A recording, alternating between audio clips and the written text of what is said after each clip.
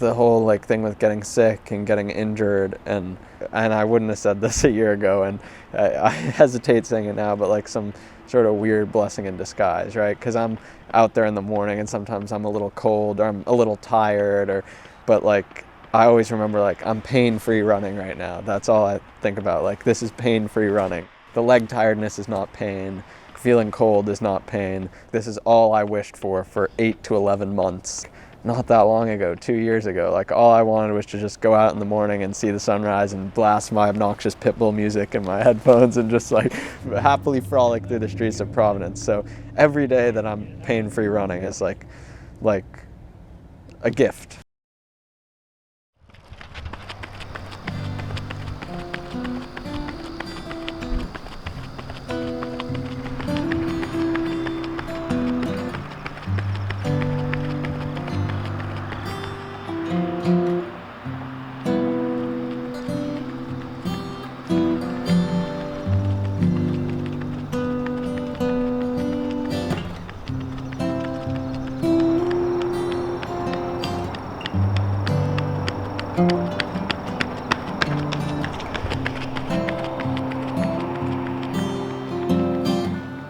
I started on the swim team my freshman year of high school, and I was pretty close to the slowest guy on the team. And I don't know what it was, the really welcoming group, the coach like who was super enthusiastic about me swimming, and I just like fell in love with the process of like, hey, it doesn't matter if I'm the slowest on this team. I want to go out next week and race my event and PR by 3 seconds or whatever it is. So I joined running club because one of my friends convinced me to do it. My first cross-country meet was the Brown Bear Invitational or something my freshman year, and I just broke 35, and I was the last on the entire men's team. Elliot, the senior captain, was like over the moon. He was celebrating like I just like won the Olympics or something like that, and he said, "Look at the clock!" And he's like, "You ran under 7-minute pace." And so just like the same feeling I got at the very beginning of swimming, like it doesn't matter how good at this sport I am, like I'm gonna go to practice every day now and I'm gonna chip another minute off, and now like that's close to slower than a minute slower than my goal marathon pace now.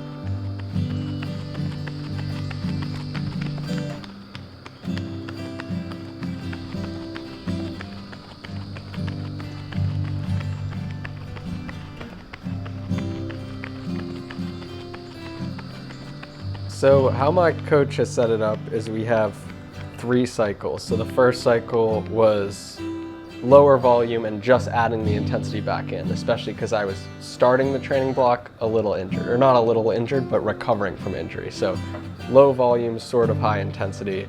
Then there was the second cycle, which was medium volume, and the intensity got to full, as high as it's gonna get. And so I was doing 2 workouts a week plus the long run. And at the end of the second cycle, I raced in Westerly and Watch Hill. It was a really fun race. It was downpouring, but it was fun. I got to do it with one of my training partners. And right now I'm in the third and final cycle, which is the intensity stays the same as it was in the second cycle, but now the volume's just crazy high. So I'm running a lot every day.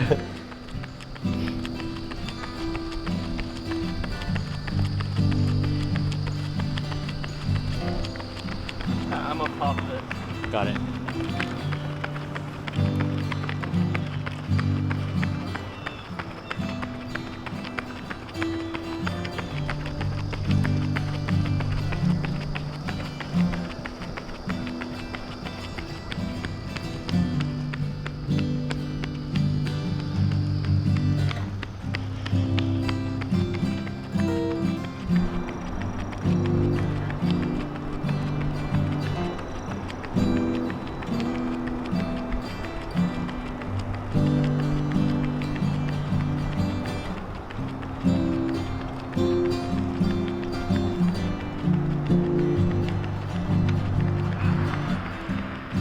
I intend to, at the end of this academic year, apply to medical school. So in the lab that I've been working in, I'm working on a thesis project. I feel like that's probably taking up the biggest bulk of my time out of anything.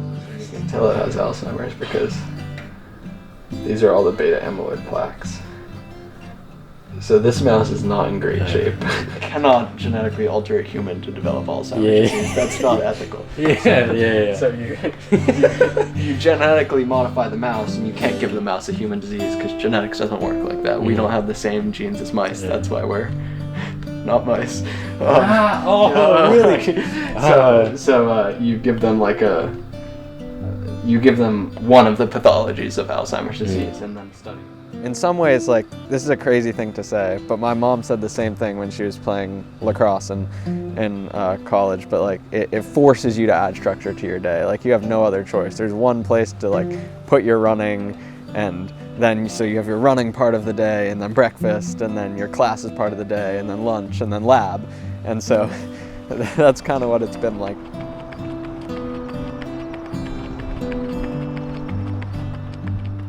Being able to say, like, I've got these big goals and I'm gonna have to work every day for them, and I'm not gonna see them come to fruition for a really long time.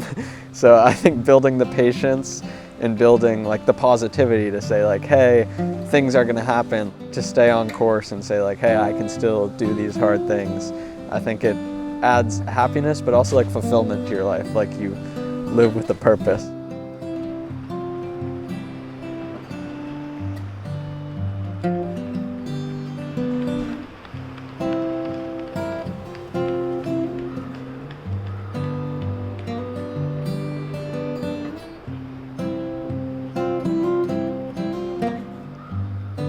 Anyways, It doesn't show.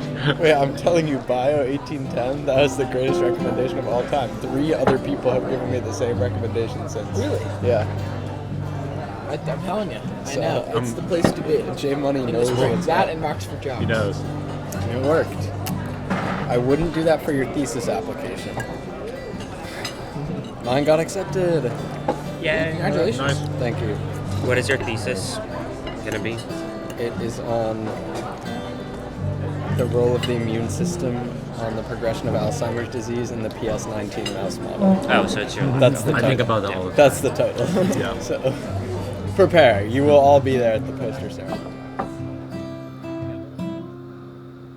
My sophomore year, I got really sick, and so there was certainly no racing my sophomore year. I was really sick. I got really sick from COVID, and I was acutely sick at the beginning because I think I trained through an asymptomatic case. I was really fatigued, and I was short of breath, like I had asthma or something, for the better part of the next 5 months or so, which was a really horrible feeling as someone who, over the previous 5 years before that, had really pushed myself as a swimmer, really pushed myself in my first year of running.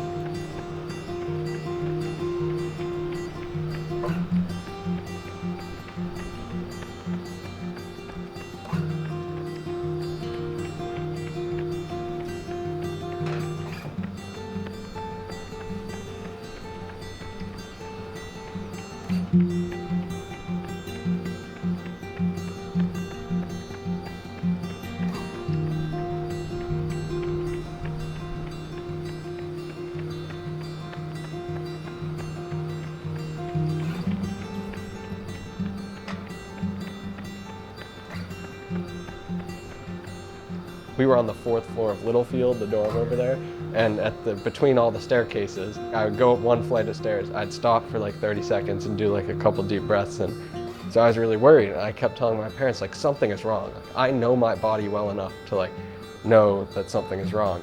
It was about a year that I was sick for, and I still get a little more sick than normal when I have some sort of respiratory illness now.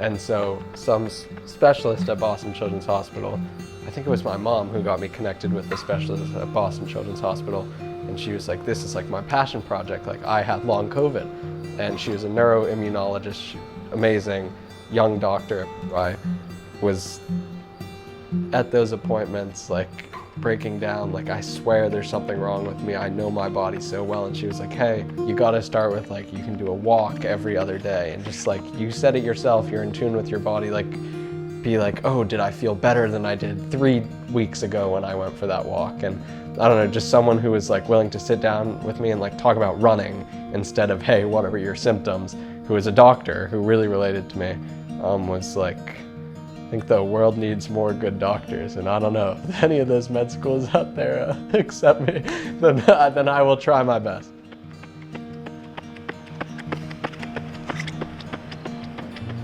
My head coach, Coach Bob, like, I'll never forget, like, the first time I met with him after Aaron gave me his email address, and I like wrote him some crazy long email about, hey, I want to be a competitive distance runner, like the half and the full marathon one day, and like I've only been running for a year and now I can't breathe when I walk up a flight of stairs.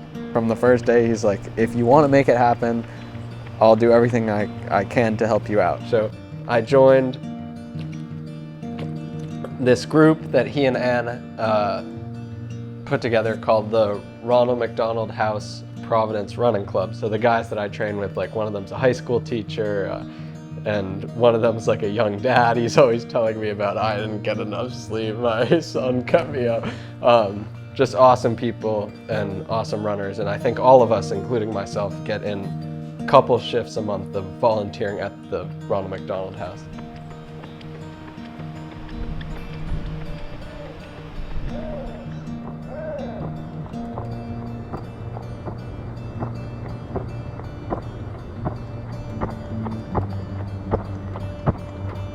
How was the workout? Heart rate didn't get above 150, so Oh, really? we're fit. Nice. My legs are fried.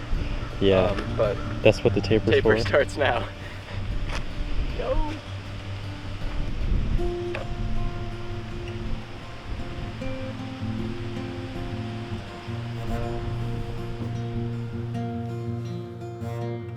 I don't want to say discipline, because I don't really like that word. It makes it seem like everything you're doing sucks, which I think everything I'm doing is great. I think the habits that you build, like whether it's waking up early or like putting in the hours at the sili, and both of those things, by the way, are made easier by doing them with friends.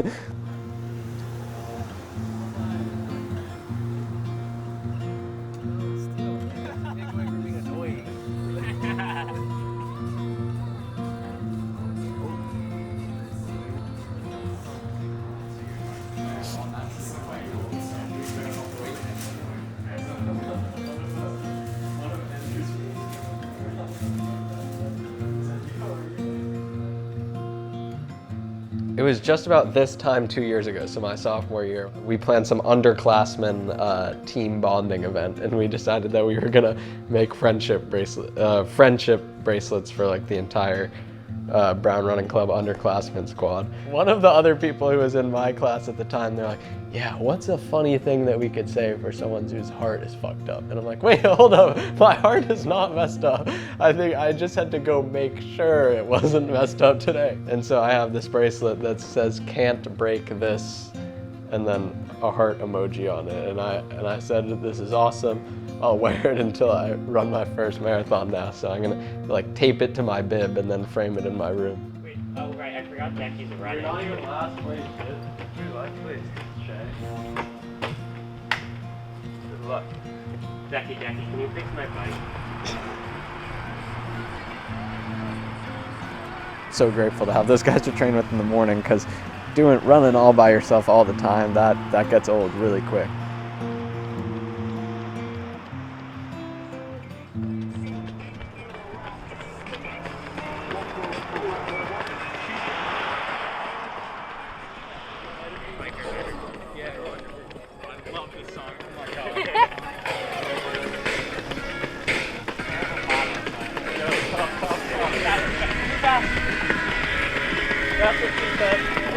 I don't know if I can do that, but One Direction.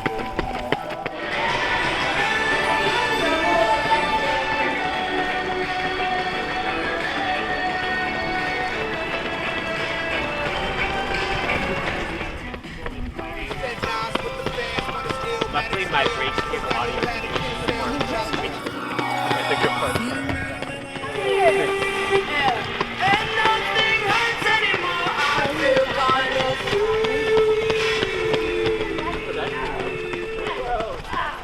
Unwritten, can't read my mind. I'm undefined. I should have brought Miles.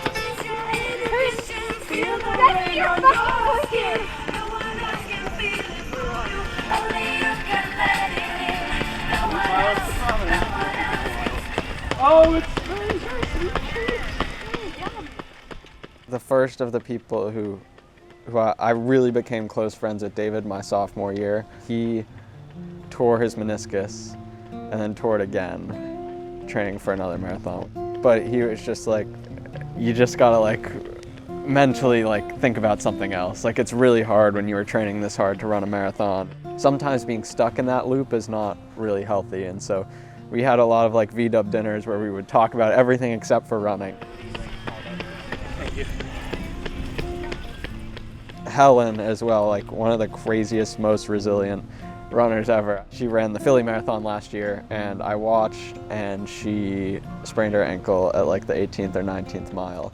But she decided her senior spring, she gave it another go, and she ran like 3:00, like so close to sub 3. But I think she was going for like 3:05 or something. So she way overperformed at the Jersey City Marathon last spring, which is awesome. And then Aaron, who's like the most positive guy of all time. It's nice to see that someone who's that good at what they do is so grateful for just the opportunity to be running.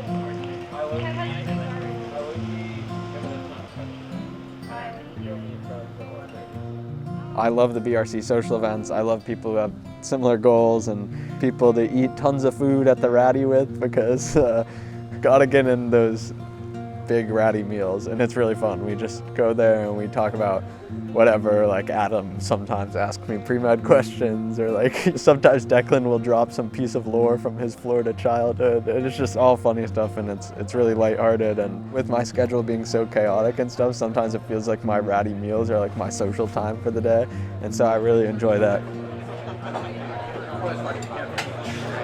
Well, Adam, this is someone's supposed to win. There'll be a scrape off the cheese. Yeah, you have to do that. Actually, I don't necessarily consider it. I'm gonna try to.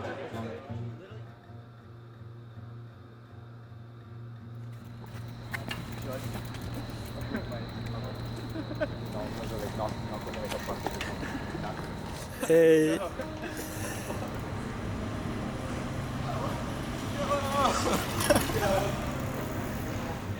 You're not safe.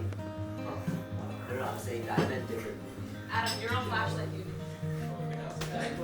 Check. He's riding a bike.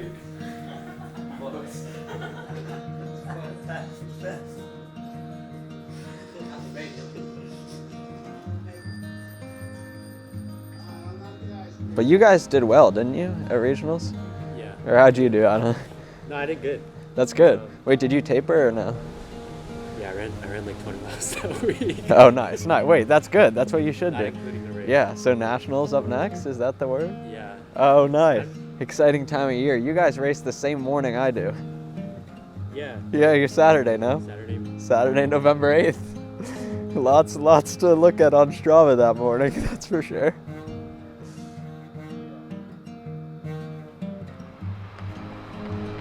I'm excited. My mom and I are going that weekend to Indianapolis, and we already have the hotel rooms and the flights, and the hotel is like 2 or 3 blocks from the start line, so she's like, she's done it a million times running a marathon, so she knows the drill. She's like, we'll get you your oatmeal, and it'll be 2 hours before the race, and you'll drink coffee, and then you'll use the bathroom twice, and then we'll get you to the starting line. Like, 15 minutes early, but not too early, because then you'll be freezing at the start line. I'm like, thank you, Mom. It's good to have your expertise on this. Yeah.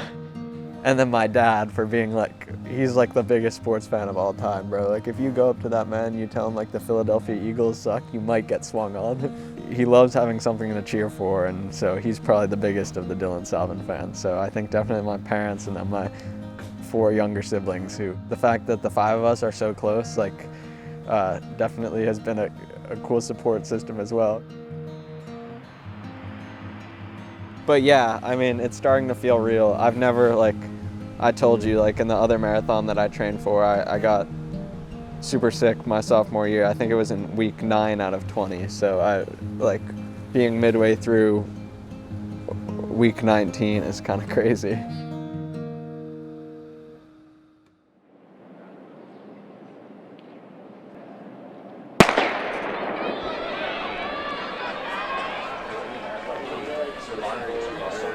It's really nice. This is great. His average pace through 10K is 6:24. His 5K split was 6:26.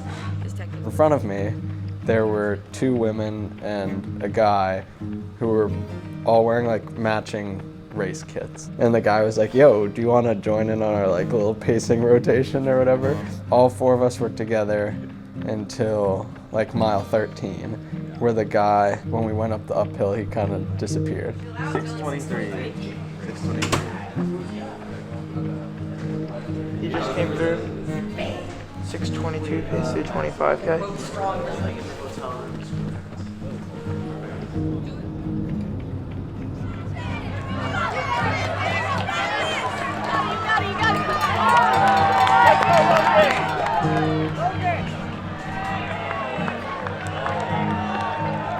What's the 35 split?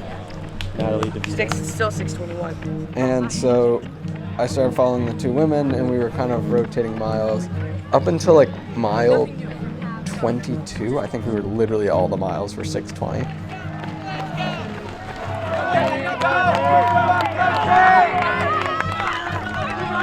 So I was thinking a lot of things in those middle miles to stay concentrated, to just be like, no, I don't need to speed up or dig deep. I just need to like stay in it. At mile 22, one of them like starts falling off. The 2 of us who are still at 6:20 pace, and her friend turns around and she's like, yo, are you good? Because I think they really wanted to just run the whole thing together. My legs were starting to feel a little tired too, and I was like, I think my new strategy is I'm going to switch to some 6:30s and close really fast. Okay, 40K. He's hurting. He slowed down. 6:45. That's split.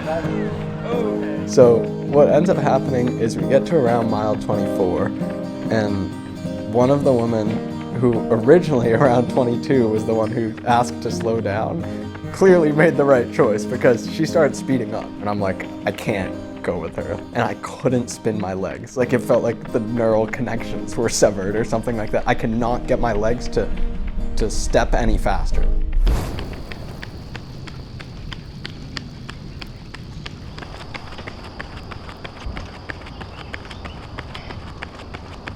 The last 2 miles, nothing was going through my head. So I'm coming down the end of mile 25, like coming up on the 26 mile mark, and I've lost my hearing. Like I can't hear the fans, like got muter and muter and muter and muter until I didn't hear them anymore.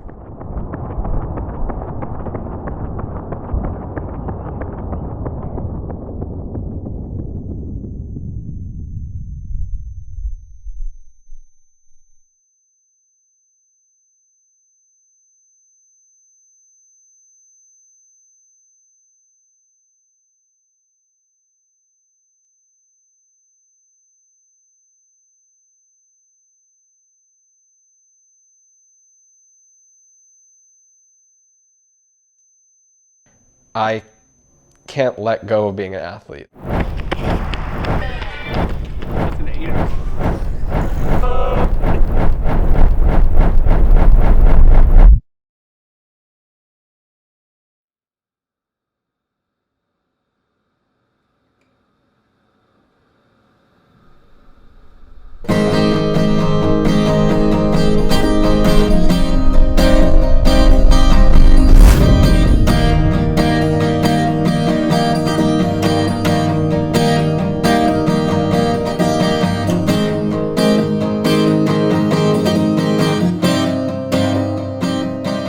distance running and all of the humbling that comes with it, especially for me in the last 2.5 years. I'm thankful for the people in distance running, whether it be my teammates or my coaches or all of the people who at some point I was a complete stranger to, and they've all become so invested in my journey, from Coach Bob to my PT I had to work with when I tore my hamstring, and from him to like the doctors at Boston Children in the long COVID clinic, to like my parents who I called a ton my sophomore year when I was just freaking out, to like all my friends who were like, well, if it makes you feel better even though you can't run, you're still like a huge part of BRC. My teammates who wake up at 5:30 a.m. just like I do and battle through the morning workouts, and like all of the people it takes just for one person to be able to run a marathon. So I feel really lucky that I've been able to find those people for me in Providence, Rhode Island. Where should I put it? I think that's a good enough spot. Yo, too short for this. All right. Yay, there you have it.